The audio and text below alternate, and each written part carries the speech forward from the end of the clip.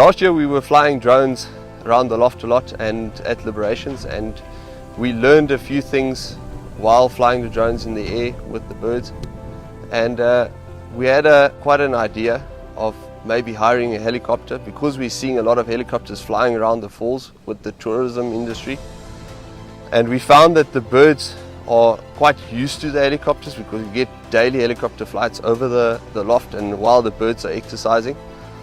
So we decided to hire a helicopter to follow the birds from one of our training flights.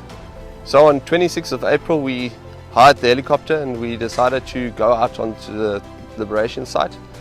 And my expectations from pigeon fancier point of view, that's always been on the ground with the birds at the liberation, is we actually thought that the birds will orientate for a minute or two and do a few laps around the truck and then find their way home.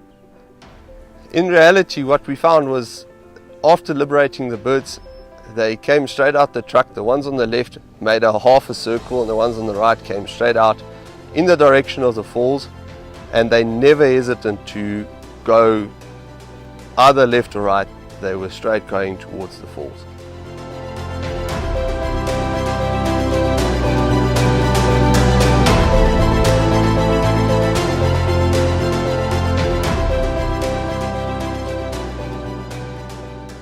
After releasing the birds, I expected that the loft, actually the majority of the birds will stay together in one group, at least for the first 5 or 6 or whatever kilometers.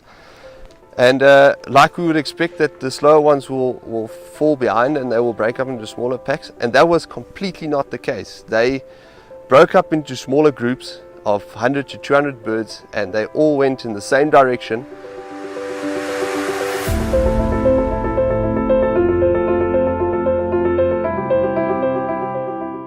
And it was quite interesting to see that they were in the same line, but all flying at the same speed in the same direction, but they didn't stay in one group. They all broke up into smaller groups. So in each of the big groups, there was a few birds that clearly took the lead. And after flying for a few kilometers, we could see that there was clearly birds that started struggling and falling behind. But the interesting part was they didn't fall behind the pack. They didn't go into the slipstream of the main group. They started falling off to the side. And we could have seen one bird clearly struggling, and after a while he was joined by a few others. And they at the end formed their own little group that flew at a slower pace on their own.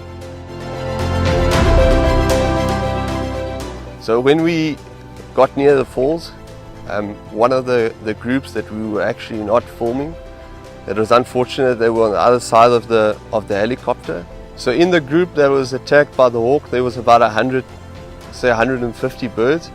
And the interesting part was the hawk went right through the group, and I could at least see about 6 birds that went into trees, onto the ground.